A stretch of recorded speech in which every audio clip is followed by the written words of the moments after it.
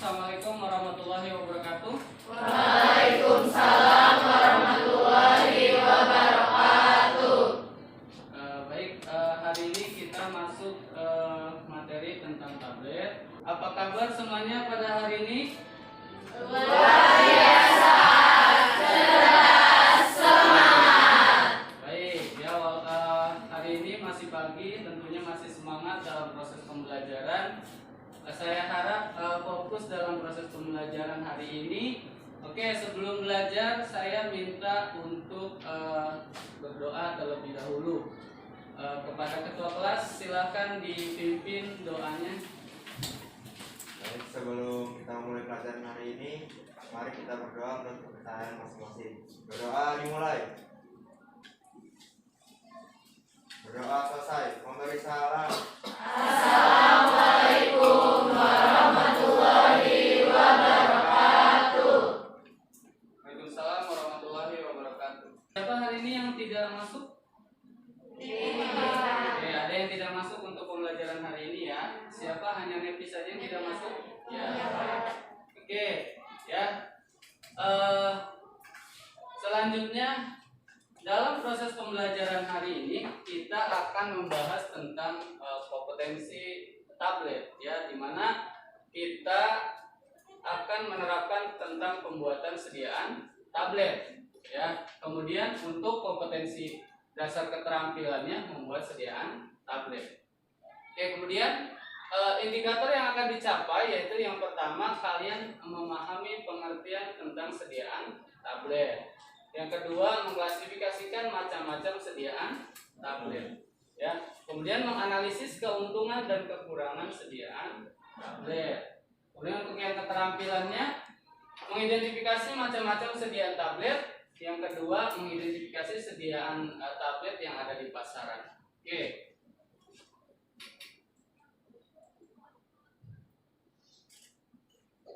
Oke, jadi dalam proses pembelajaran itu tentunya ada tujuan ya. Dari tiap masing-masing bab pembelajaran tentunya ada tujuan. Nah, di bab tentang tablet ini, tentang klasifikasi tablet, tujuannya apa? Yang pertama, peserta didik mampu memahami pengertian sediaan tablet ya. Jadi ini bab baru, ilmu baru untuk kalian terkait dengan tablet. Jadi harapannya setelah pembelajaran kalian akan memahami pengertian tentang tablet. Kemudian yang kedua, peserta didik mampu mengklasifikasikan macam-macam sediaan tablet ya. Itu macam-macam sediaan tablet itu kan banyak. Kemudian yang ketiga, peserta didik mampu menganalisis keunggulan dan kekurangan sediaan tablet. Kemudian yang keempat, peserta didik mampu mengidentifikasi macam-macam sediaan tablet. Nah, jadi sebetulnya sediaan tablet itu sudah banyak diformulasikan. Ya, kenapa? Karena sediaan tablet itu merupakan sediaan yang banyak diproduksi. Ya, banyak diproduksi karena dia gampang untuk diformulasikan. Selain itu, sediaan tablet juga dia mempunyai banyak keunggulan. Salah satunya dalam ketepatan dosis ya. Jadi di tablet itu sudah sesuai dosisnya 500 mg, dosisnya 4 mg, dosisnya 40 mg. Jadi ketika kita minum tablet ya kita langsung 40 mg itu kita minum. Berbeda dengan sediaan yang lain, misalnya larutan. Kalau larutan kan harus diukur kan, misalnya 5 mili, 4 mili, 2 mili gitu ya. Nah, dalam proses pengukuran itu terkadang ada yang pas, ada yang tidak. Nah, makanya kemungkinan ketepatan dosisnya akan berkurang kalau sediaan yang lain.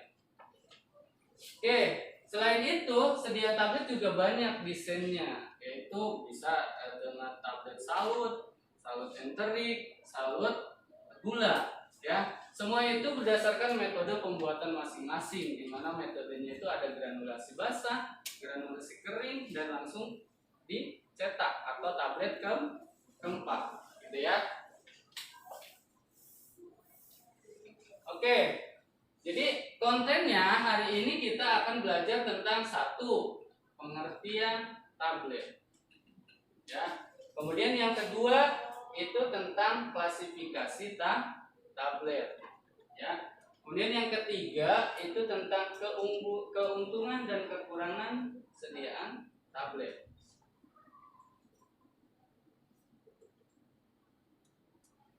Oke, apa sih tablet itu? Ada yang tahu tablet itu apa? Oke, tablet adalah sediaan padat dibuat secara keempat cetak berbentuk rata atau cembung, ya. Cembung, kemudian rangkap, umumnya bulat, mengandung satu jenis obat atau lebih dengan atau tanpa zat tambahan. Jadi tablet itu bisa isinya zat aktif saja, bisa juga diisi zat tambahan. Ya, itu definisi tentang tablet.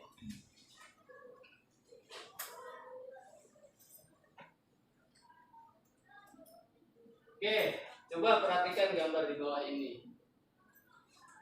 Ya, ini gambar apa? Tablet, ya. Oke, di situ tabletnya macam-macam ya. Ada yang warnanya putih, ada yang warnanya hijau, ada yang warnanya kuning, ada yang warnanya merah. Nah, sekarang saya tanya, pernahkah kamu melihat atau menemukan tablet beraneka ragam warna dan bentuk? Nah, sekarang jika pernah, mengapa hal tersebut bisa terjadi? Ya, kenapa hal ini bisa terjadi nanti? Kemarin saya sudah bagikan LKPD-nya, nanti tinggal dilihat ya di LKPD-nya, kita explore masalah ini ya. Sudah di print LKPD-nya? Sudah. Jadi kalau sudah di print nanti kita di bagian observasi atau kita akan bahas tentang materi yang ini di bagian LKPD ya. Kemudian yang kedua, apa alasan obat dibuat berwarna? Gitu kan? Kemudian apakah obat tersebut termasuk sediaan tablet salut? Ya, jadi dari gambar yang di atas, apakah dia termasuk tablet salut atau bukan? Gitu ya, itu.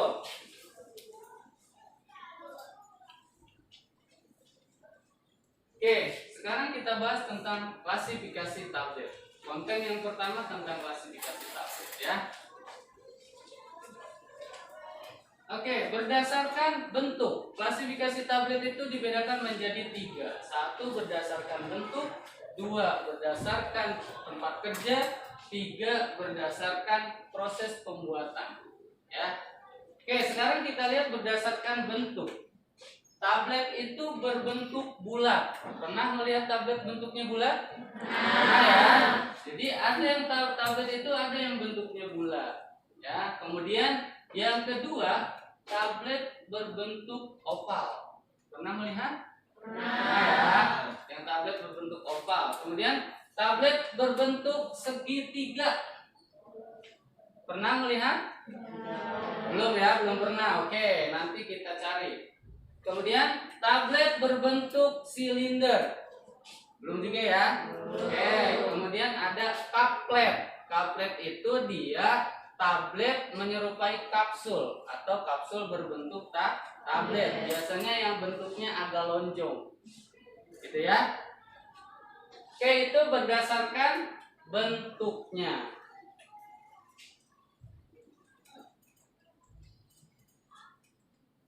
Oke, kemudian sekarang berdasarkan cara pemakaian ya atau tempat kerjanya. Yang pertama ada tablet biasa. Ya, tablet biasa, kemudian ada tablet kunyah, ada tablet hisap, tablet larut, tablet implan, tablet hipodermik, tablet bukal, kemudian tablet sublingual, tablet vaginal dan tablet rektal. Nah, ini akan kita bahas masing-masing pengertiannya di slide berikutnya. Oke, kita lihat tablet biasa. Ya. Tablet biasa. Apa sih tablet biasa ini? Nah, di sini ada contohnya tablet generik. Ya. Apa sih tablet biasa itu? Nah, tablet biasa adalah tablet telan yang dibuat tanpa penyalutan sehingga akan pecah di lambung. Ya. Jadi umumnya semua obat itu diserap di lambung. Ya, termasuk tablet, tapi bukan tablet salut. Ya, dia tablet biasa. Kalau tablet biasa didesain pecahnya di lambung. Kenapa? Karena dia tahan dengan asam lambung. Jadi dia hancur di lambung kemudian diserap. Itu. Kemudian yang kedua ada tablet kunyah. Nah, seperti ini ya, contohnya ya, ada antasida doen. Ya. Antasida itu untuk obat apa? Obat ma, ya, untuk obat ma. Ya. Jadi untuk asam lambung. Itu. Nah, biasanya tablet kunyah yang umumnya rasanya tidak pahit. Biasanya digunakan untuk anak-anak. Ya. Karena kalau tablet untuk anak-anak kan senang biasanya dengan tablet yang rasanya manis. Ya. Kemudian selain itu obat untuk rongga mulut. Ya, untuk di rongga mulut biasanya bisa untuk peradangan atau sakit tenggorokan, gitu ya. Kemudian ada antibiotik, kemudian ada antasida. Nah, antasida yang ini dia untuk obat lambung. Jadi umumnya obat lambung itu penggunaannya harus dikunyah terlebih dahulu. Kalau yang bentuknya tablet, gitu ya. Kemudian ada multivitamin. Ya, selain itu ada multivitamin. Kemudian pembuatan tablet dengan cara dikempak. Ya, dengan cara dikempak karena zat tambahan dan pengikat, pengisi dan pewarna disatukan kemudian dikempak. Gitu ya. Itu yang tablet kunyah. Ya, yang tablet kunyah. Berikutnya ada tablet hisap. Ya, ada tablet hisap. Di sini ada lozenges, trocis, dan pastiles. Pernah mendengar itu? Belum ya, mungkin ada yang pernah mendengar, ada yang belum. Oke, untuk tablet hisap itu ada lozeng. Lozeng itu dia tablet biasanya berbentuk seperti belah ketupat. Ya. Umumnya dia digunakan untuk mengobati sakit tenggorokan. Ya. Kemudian ada trocis. Trocis yang ini, trocis atau di sini ada contohnya FG trocis. Ya. Di trocis itu tablet hisap. Itu sama seperti lozeng, cuma bentuknya yang berbeda. Kalau yang lozeng dia bentuknya belah ketupat. Kalau yang trocis dia bentuknya bulat. Oke, satu lagi ada pastiles. Kalau dulu ada produk namanya Pagoda Pastiles. Ya, pernah mendengar? Enggak ya? Dia bentuknya segitiga dan umumnya dia penggunanya seperti permen, sama dihisap. Gitu ya. Oke, jadi tablet hisap itu sediaan padat yang mengandung satu atau lebih bahan obat. Umumnya dengan bahan dasar beraroma dan manis. Ya, jadi kalau untuk tablet hisap tentunya harus didesain rasanya manis karena akan digunakan di mulut. Sama seperti tadi tablet kunyah tidak boleh pahit. Kenapa? Kalau pahit kasihan yang mengunyahnya. Begitu ya. Sama halnya seperti ini tablet hisap. Gitu ya. Oke. Kemudian selain manis yang membuat tablet melarut atau hancur perlahan-lahan di dalam mulut karena umumnya dia untuk mengobati penyakit yang ada di rongga mulut dan tenggorokan. Gitu ya. Oke, berikutnya ada tablet larut. Ya. Tablet larut atau tablet effervescent. Ya. Kenapa disebut tablet larut? Ya. Kenapa disebut tablet larut? Karena selain zat aktif, tablet mengandung campuran zat asam dan basa. Jadi kenapa dia harus dilarutkan dulu? Karena untuk mengeluarkan zat CO2-nya yang jika larutan dengan air akan menghasilkan CO2. Ya. Contohnya kalau misalnya tablet larut itu ada CDR. Ya. Pernah dengar CDR? Ya, selain CDR ada redoxon. Ya, ada redoxon. Oke, kemudian selain itu apalagi?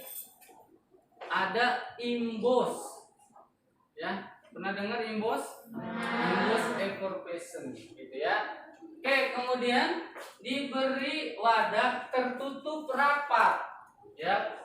Gimana kalau tertutup rapat? Kalian sudah belajar di kelas 10. Ya. Kemudian diberi wadah yang tertutup rapat dan terlindung dari lembab. Kenapa harus terlindung dari lembab? Karena lembab itu kan mengandung H2O atau air. Nanti pasti tabletnya akan bereaksi, ya, gitu. Jadi di etiket diberi tanda tidak untuk ditelan, gitu ya. Oke, berikutnya ada tablet implan.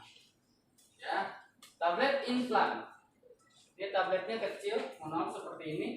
Oke, tablet kecil bulat atau oval putih, ya.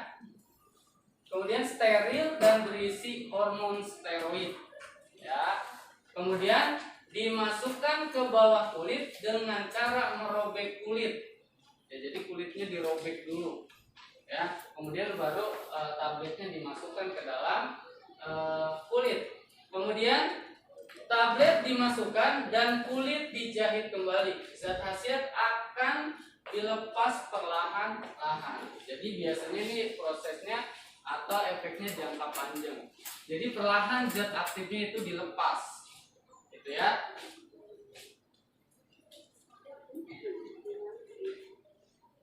Oke, setelah tablet implan ada tablet hipodermik.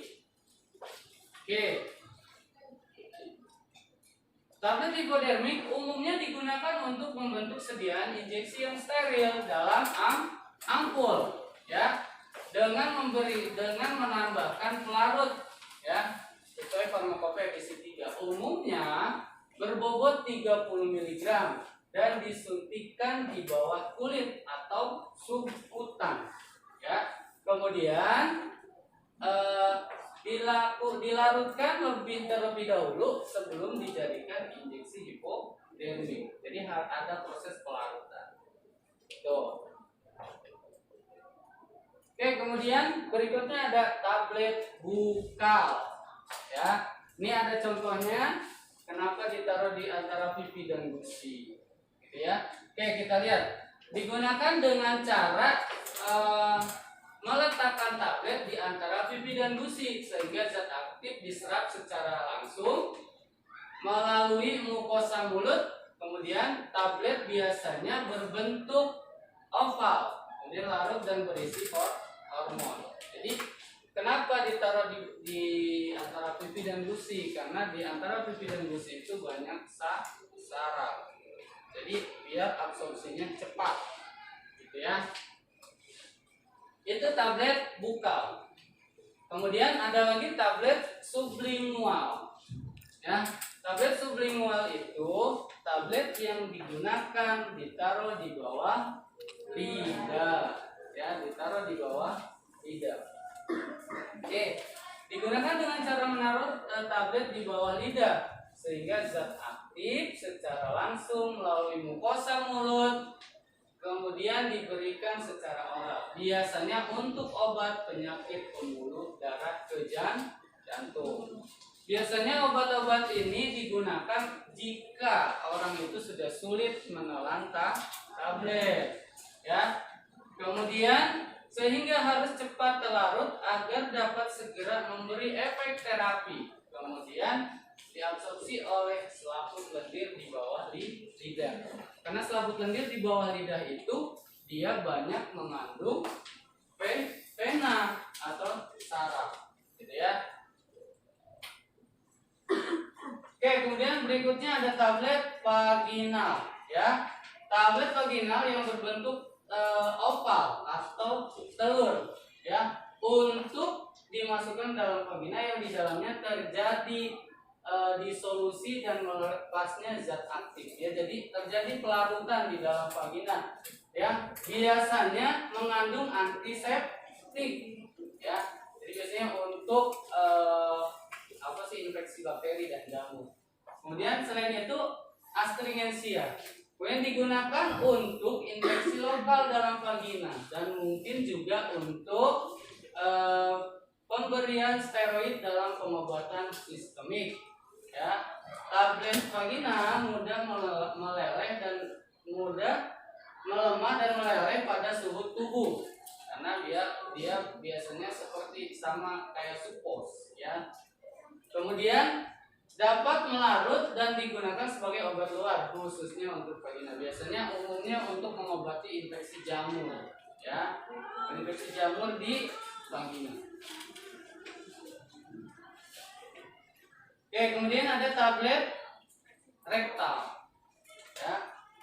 Tablet rektal biasanya yang kalau kamu pernah ketahui ada Dulcola, ya. Ya, tablet kempa yang mengandung zat aktif yang digunakan secara rektal atau melalui anus, ya, yang tujuannya untuk kerja lokal atau sistemik, ya. Jadi kerjanya bisa lokal bisa sistemik. Biasanya kalau lokal itu untuk hemoroid, kalau sistemik biasanya untuk merangsang peristaltik usus, ya, biasanya untuk diare, gitu ya.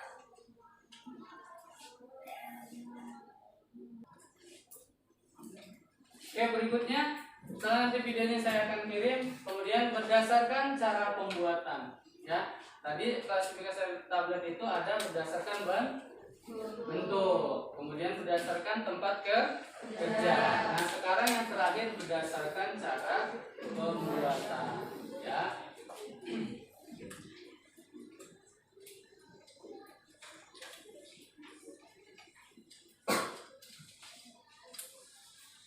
Oke, berdasarkan cara pembuatannya ada tablet cetak, ya. Tablet cetak yaitu tablet yang dibuat dengan cara pencetakan tanpa memberikan tekanan, dibuat dari bahan obat dan bahan pengisi. Jadi ada bahan aktifnya dan bahan pengisinya. Bahan obat dan zat pengisi dilarutkan ke dalam etanol konsentrasi tinggi, kemudian sesuai kelarutan lalu dicetak dengan tekanan rendah, lalu dikeringkan. Nah, ini caranya. Kemudian ada kelemahannya. Kenapa?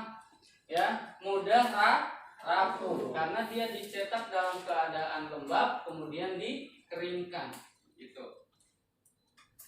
Kemudian yang kedua, berdasarkan cara pembuatan, ya. Ada yang kedua itu tablet kempa. Nah, kalau tablet kempa caranya bahan obat, zat pengisi, zat pengikat, zat penghancur, zat pelicin, dan zat tambahan dicetak dengan tekanan tinggi menggunakan cetakan baja, ya. Oke, itu. Kemudian apa sih keuntungan dari sediaan tablet? Ya, keuntungannya yang pertama tablet merupakan bentuk sediaan utuh, ya, dan menawarkan kemampuan terbaik dibandingkan semua bentuk sediaan oral. Tadi yang pertama sudah saya sampaikan, jadi dia tepat dosis, jadi dia lebih unggul dalam proses pengobatan. Kemudian tablet merupakan sediaan yang biaya pembuatannya paling rendah. Biasanya di pasaran itu ada tablet yang harganya hanya 3.000, hanya 2.000, gitu ya. Kemudian tablet merupakan bentuk sediaan oral yang paling ringan sehingga mudah dibawa, ya. Berbeda dengan tablet, berbeda dengan sediaan yang lain, misalnya larutan, ya. Itu karena kemasannya besar. Kemudian tablet merupakan bentuk sediaan oral yang paling mudah dan murah untuk dikemas dan dikirim, ya. Jadi gampang dikirimnya, dikemasnya juga gampang. karena dia sudah terbungkus rapi.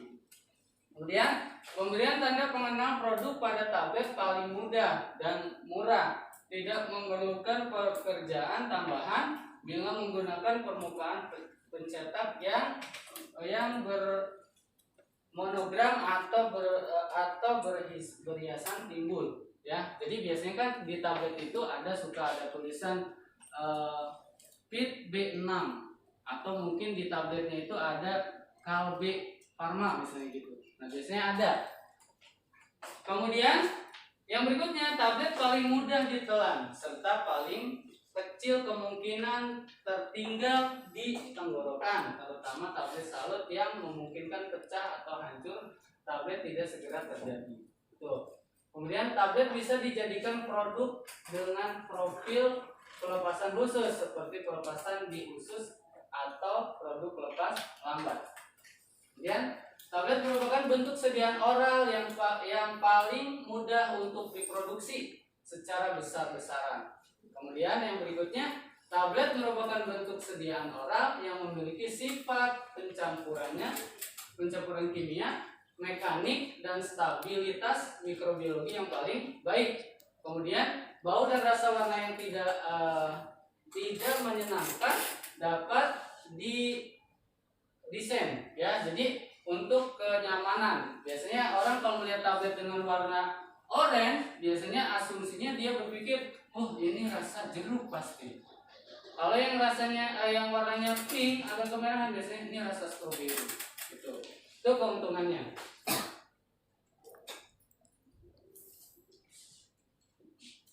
Kemudian kerugiannya, yang pertama ada beberapa obat tidak dapat ditempa menjadi padat dan kompak tergantung pada keadaan amok, ya, flokkulasinya atau rendahnya berat jenis. Kemudian obat yang sukar dibasahkan, lambat melarut, kemudian dosisnya tinggi, absorpsinya optimalnya tinggi melalui saluran cerna atau setiap kombinasi dari sifat di atas akan sukar atau tidak mungkin diformulasikan dan difabrikasi.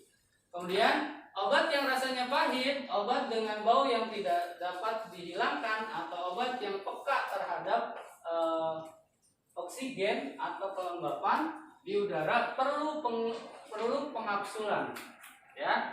Kemudian kesulitan menelan pada anak-anak. Jadi tablet untuk anak-anak tidak dianjurkan. Kenapa? Karena sulit untuk menelannya. Ini kelemahannya. Kemudian orang sakit parah, ya, orang yang sudah sakit parah sulit untuk menelan obat dalam bentuk tablet. Makanya kalau udah sakit parah biasanya dikasih infus, ya, dikasih infus. Kemudian dan pasien lanjut usia. Ya, apalagi yang lanjut usia minum tablet muter-muter di mulut gitu, ya, itu sudah sulit. Oke, sekarang kita bagi kelompok yuk, kita bagi kelompok untuk mengeksplor masalah yang ada di lembar LKPD yang sudah saya berikan. Ya, silakan dibagi kelompoknya.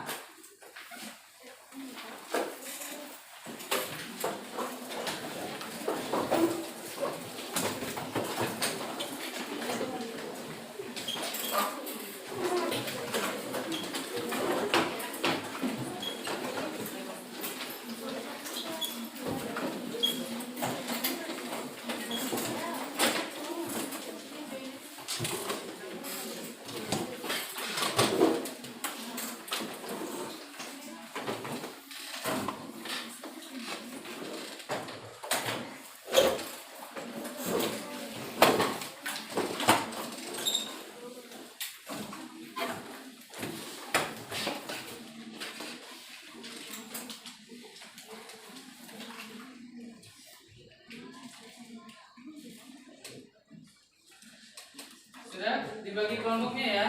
Oke, sekarang dilihat lembar LKPD-nya, ya. Dilihat lembar LKPD yang sudah kemarin saya berikan dan sudah di-print.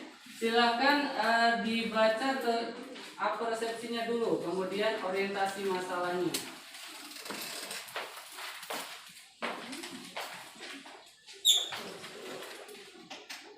Oke, Oke, kemudian didiskusikan ya.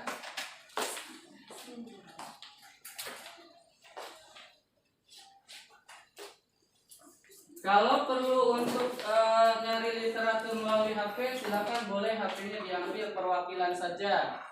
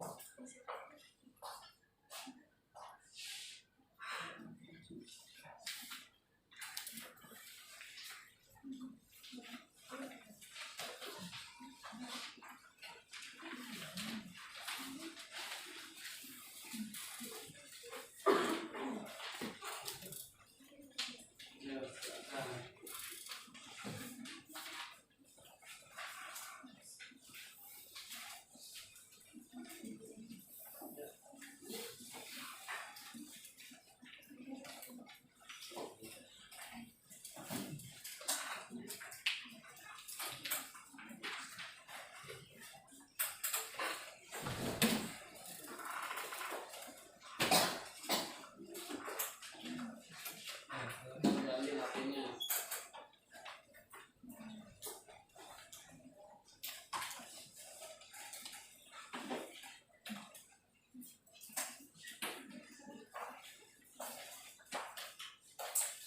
Oke, di lembar LKPD itu di situ sudah ada yang bagian ketiga, ya, di bagian ketiga, ya, setelah orientasi masalah, silakan dilihat.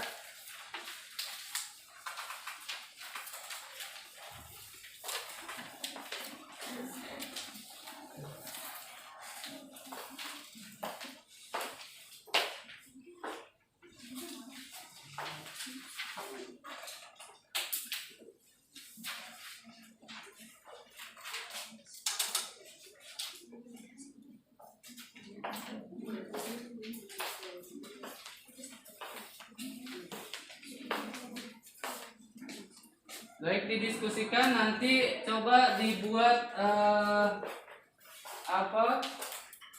PowerPoint untuk melakukan presentasi.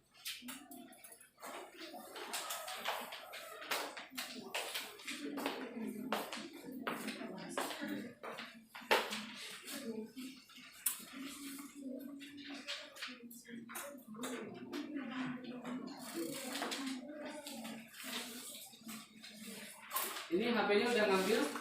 Udah, ya silakan di-explore.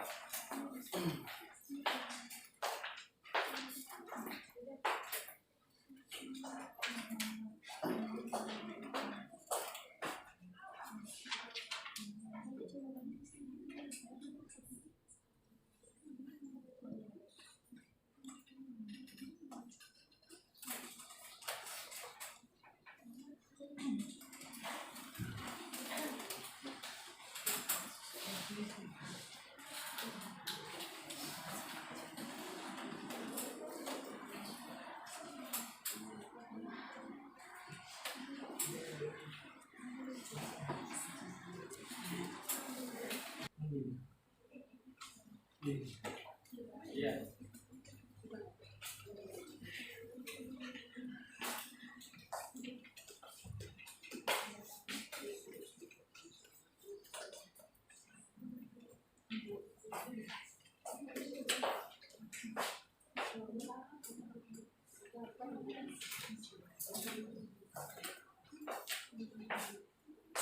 Sudah ketemu? Ya, ayo explore lagi.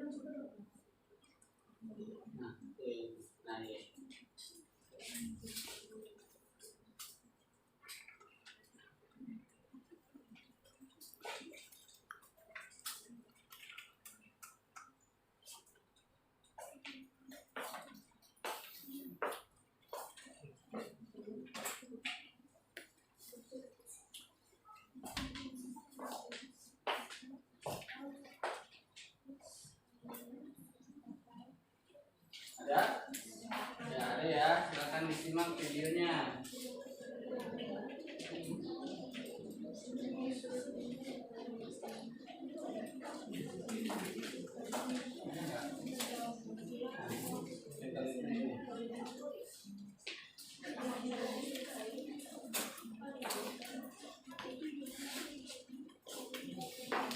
Boleh, silakan.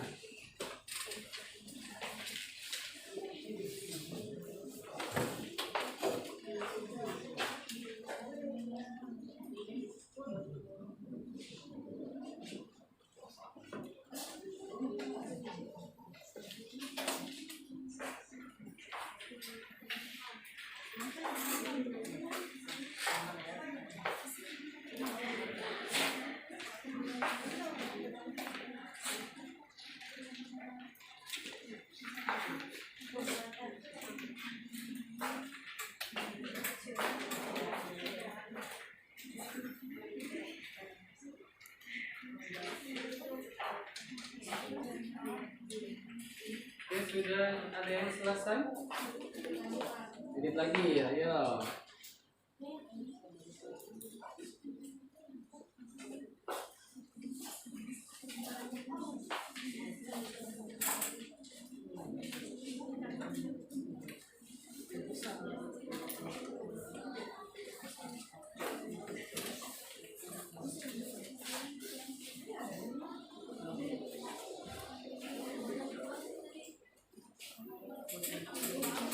Ya, ini link YouTube-nya bisa.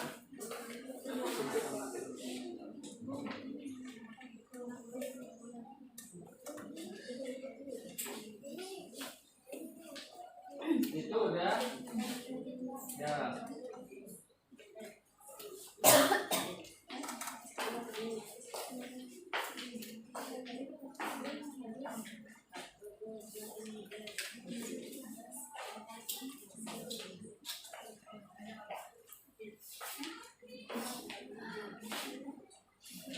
Oke, kalau sudah ada yang selesai, kita presentasikan, kita diskusikan bareng teman-temannya.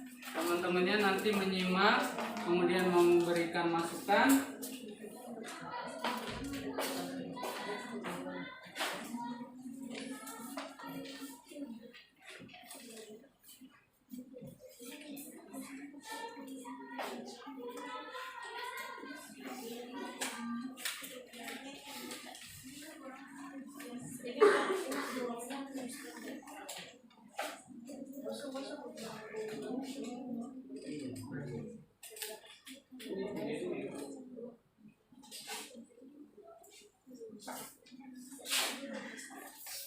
Ini udah ketemu. Ya.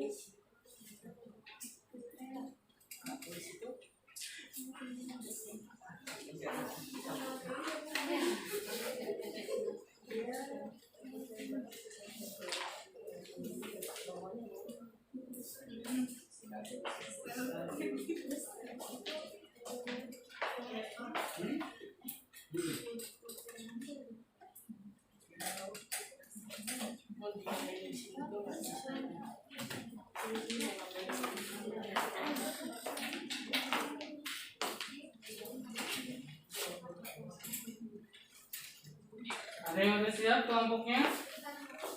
Ada lagi ya? Ya 5 menit lagi ya.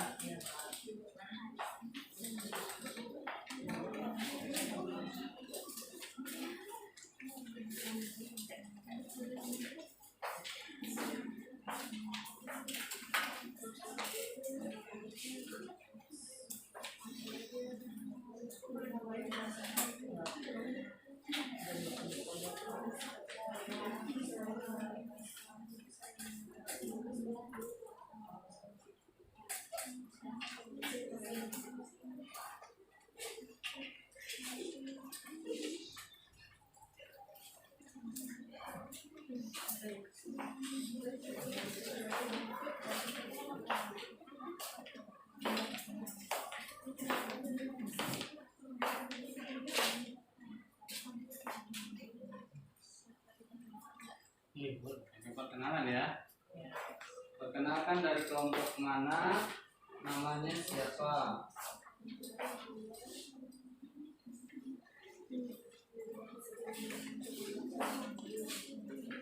Iya.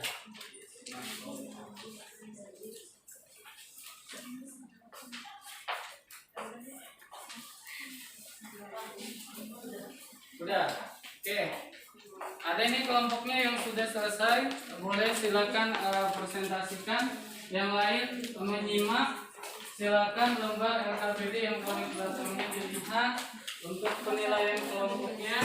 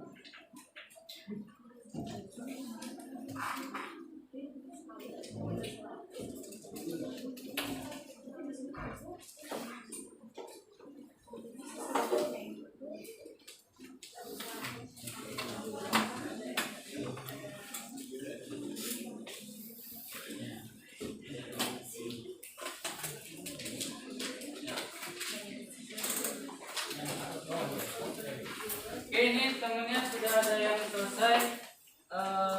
Silakan diperhatikan.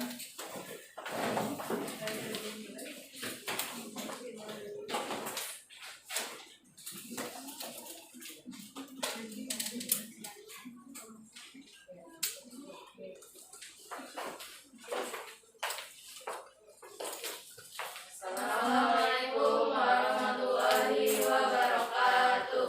Waalaikumsalam warahmatullahi wabarakatuh. Kami di sini dari kelompok 1 ingin membahas tentang tablet. Sebelumnya perkenalkan dulu, nama saya Zahra. Nama saya Anissa, nama saya Roka, nama saya Titi, nama saya Gina.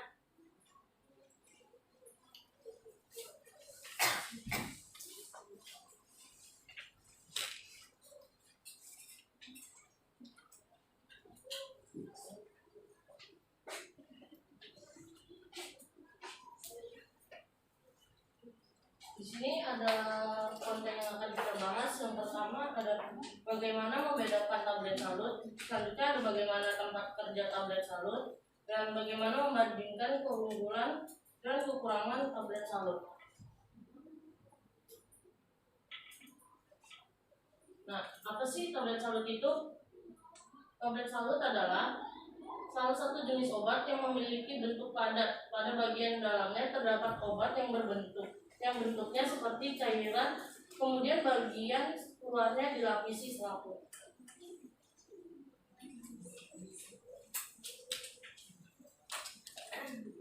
Di sini ada perbedaan tablet salut. Yang pertama ada salut selaput, salut enterik, yang ketiga ada salut gula. Nah, Perbedaannya ini, kalau tablet salut selaput itu bentuk tabletnya menyerupai kapsul. Terus penyalur transparan sehingga isinya berupa cairan yang mudah terlihat. Kalau tablet salut gula ini yang pertama ada selaput terbuat dari gula yang mudah ditujukan untuk penggunaan pada anak-anak. Biasanya itu rasanya manis. Yang ketiga ada tablet selaput antarik. Yang pertama ada selaput dibuat dari bahan yang sukar hancur dalam asam lambung. Kedua, selaput sebagai pelindung zat asam. Yang ketiga, bekerja di usus. Yang keempat, tidak diformulasikan untuk anak-anak. Yang kelima, tidak dapat digerus.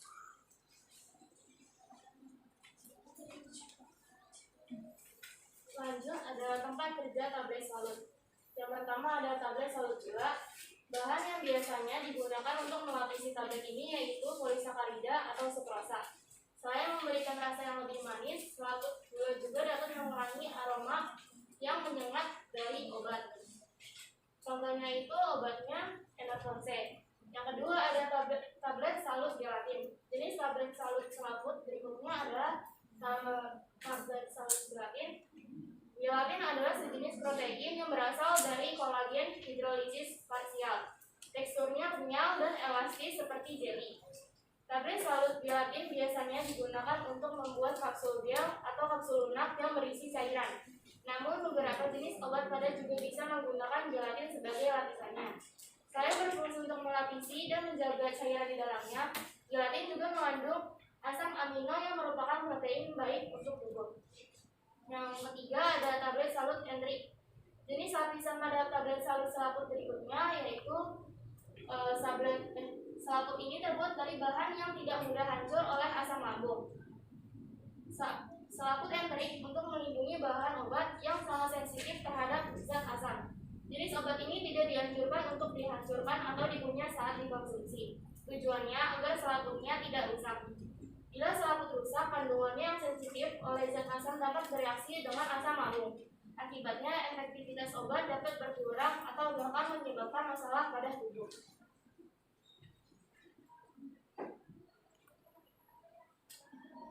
Selanjutnya ada keunggulan pada tablet salut. Tablet salut dapat melepaskan bahan kimia aktif secara perlahan di bagian tubuh pada dosis stabil yang jumlahnya telah disesuaikan. Yang B, jumlah dosis yang dilepaskan di dalam tubuh biasa diatur serta disesuaikan dengan jenis selaput konsentrasi bahan aktif. Lalu yang C, tablet salut selaput sangat cocok untuk melapisi segala jenis obat yang mudah larut dalam air atau yang mudah bereaksi dengan asam lambung. Yang terakhir, mekanisme kerja obat di dalam tubuh akan lebih maksimal dibandingkan dengan obat yang tidak larut. Nah, di sini ada kekurangan tablet tersebut. Yang pertama, harga cenderung mahal dibandingkan dengan bahan yang aktif yang sama. Yang kedua, berpotensi menyebabkan keracunan pada tubuh yang disebabkan oleh terjadinya dosis pembuangan atau dose dumping. Yang terakhir, ada kesulitan menelan pada anak-anak, orang sakit parah, dan pasien lanjut usia.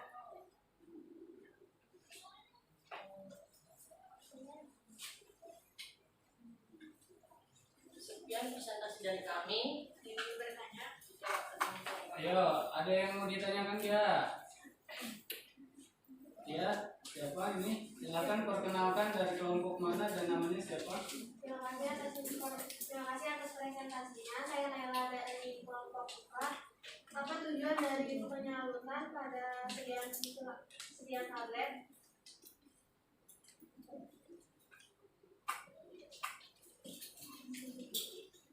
Ditampung aja dulu. Satu lagi, ada lagi yang mau nanya?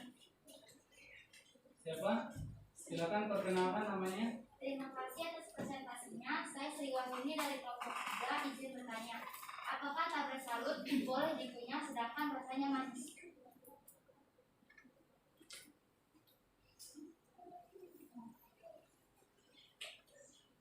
Ada lagi?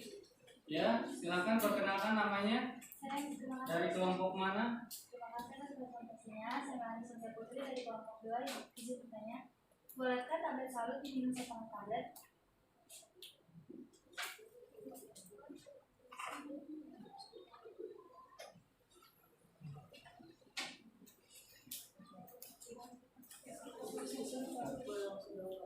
boleh langsung dijawab. Kalau misalnya sudah tahu jawabannya atau mau diskusi dulu boleh. Ya, di situ diskusinya silakan, ayo.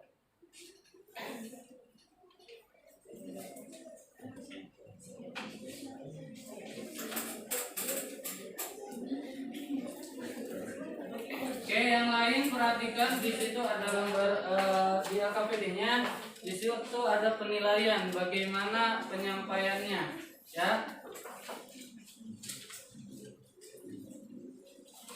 Ya.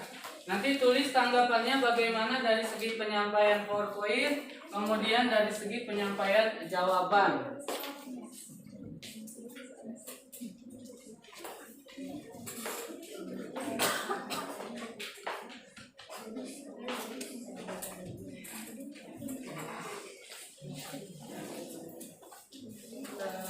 Terima kasih atas pertanyaannya. Di sini kita akan menjawab pertanyaannya. Yang pertama dari Naila. Pertanyaan Naila, tujuan dari penyaluran pada sediaan tablet. Penyaluran bertujuan agar tablet tidak rusak oleh asam lambung. Hal ini berdasarkan sifat zat aktif yang dapat mengiritasi lambung. Mana Naila sekarang? Iya. Selanjutnya pertanyaan kedua dari Sri, apakah tablet salut boleh dikunyah sedangkan rasanya manis? Jawabannya tidak. Kenapa? Karena zat aktif yang didesain untuk diproses di dalam usus itu akan diserap oleh lambung yang tentunya akan mengiritasi lambung. Jadi tidak boleh diminum. Pertanyaan ketiga dari Melani, bolehkah tablet salut diminum setengah? Jawabannya tidak. Kenapa? Karena zat aktif akan mempengaruhi asam lambung. Jadi jawabannya itu tidak boleh.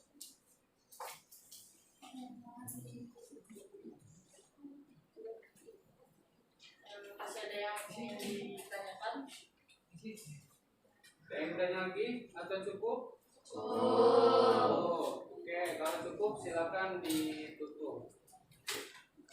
Sekian presentasi dari kami, kurang lebihnya mohon maaf. Assalamualaikum warahmatullahi wabarakatuh. Waalaikumsalam. Terima kasih bos warahmatullahi wabarakatuh. Oke, jadi itu ya. Apa sih tujuan tablet itu disalut? Oke, jadi tablet itu disalut karena biasanya tablet salut itu didesain untuk pecah di usus. Jadi kalau misalnya dia tidak disalut nanti akan mempengaruhi lambung, ya, akan mempengaruhi lambung karena dia akan mengiritasi lambung, ya. Makanya tidak boleh dikunyah, ya walaupun rasanya manis, nggak boleh dikunyah, ya. Tidak boleh dikunyah, ini mah enak karena manis, ya. Manis itu kan selaputnya saja. Ya, selaputnya saja yang manis, dalamnya tidak, gitu ya. Jadi kenapa dia nggak boleh dikunyah itu? Jadi nanti zat aktifnya akan mempengaruhi lambung, ya. Nanti akan mengiritasi lambung. Kemudian yang terakhir pertanyaan dari Melani ya. Melani tadi nanya apa? Tablet salut boleh diminum setengah. Boleh apa enggak? Oke, jadi boleh nggak sih tablet salut diminum setengah? Bisa, tablet salutnya dipotek gitu ya. Saya kasih ke anak kecil gitu. Nggak boleh karena selaputnya atau salutnya rusak. Ya, kalau salutnya rusak, dia akan tetap mempengaruhi kerja di lambung. Nah, sekarang apa sih kesimpulan dari hasil pembelajaran kita hari ini? Yuk coba kita simpulkan. Kira-kira ada yang bisa menyimpulkan nggak pembelajaran hari ini? Ada yang mau menyimpulkan salah satu? Ada? Ada yang bisa menyimpulkan? Yuk kita simpulkan. Apa yang dapat kita simpulkan dari pembelajaran hari ini? Yang pertama tadi klasifikasi tablet itu dibagi berdasarkan 3, ya. Itu berdasarkan bentuk, berdasarkan cara pemakaian, dan berdasarkan cara pembuatannya. Ya. Selain itu ada juga tablet salut yang tidak boleh digerus atau dikunyah, gitu ya, karena akan mempengaruhi asam lambung. Gitu ya. Itu kesimpulan pembelajaran kita hari ini. Nah, sekarang sudah paham atau belum? Ada yang mau ditanyakan atau tidak dari pembelajaran hari ini? Sebelum kita tutup, coba simak video berikut ini.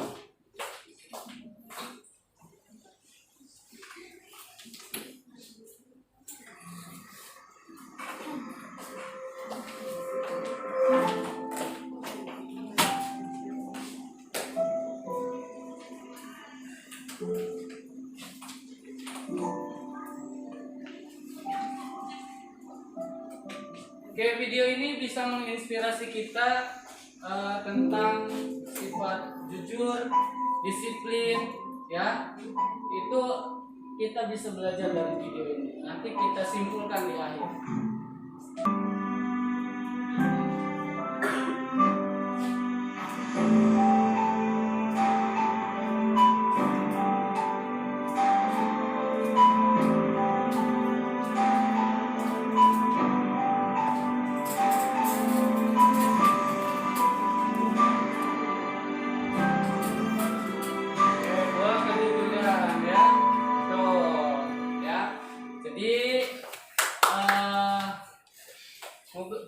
Ya boleh. Oke, jadi kesimpulannya yaitu dari buah kejujuran bisa membawa kita ke dalam suatu keberkahan, ya. Karena kalau orang jujur itu pasti sudah disiplin, ya. Tadi contohnya dari kisah ini, dia memegang apa yang ibunya sampaikan. Jadi jadilah orang jujur karena berkahnya banyak. Dan ujung-ujungnya siapa tahu kan nasib kita nemu dompet, tiba-tiba dompetnya tidak diapa-apakan, dikembalikan ke orangnya, ujung-ujungnya dikuliahin, ya. Nah, itu buah dari hasil kejujuran.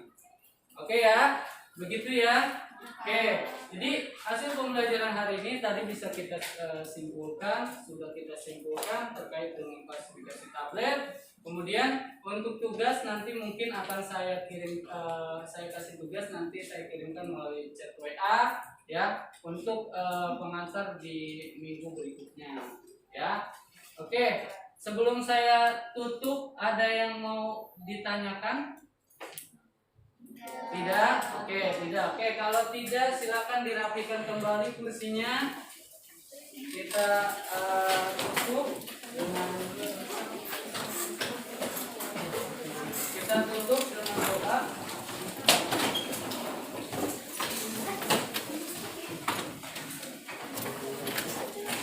Silakan. Tadi yang pertama sudah memimpin doa ketua kelasnya. Sekarang saya minta untuk wakil ketua kelas untuk memimpin doa bahwa kita sudah selesai pembelajaran.